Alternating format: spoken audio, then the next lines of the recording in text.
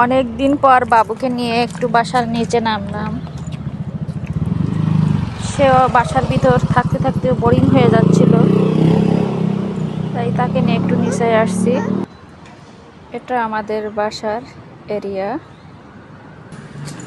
বাবু নিচে এসে সে খুবই খুশি, সে একা একা দৌড়াচ্ছে। খুবই সুন্দর সুন্দর ফুল, অনেক সুন্দর। এগুলো কি ফল আসলে আমি চিনতেই পারছি না। বাবু প্লে গ্রাউন্ডে এসে সে এখন খেলায় ব্যস্ত হয়ে গেছে। সে দোল খাবে এইভাবে। সে এখন মাছের ভিতরে বসে দোল খাবে।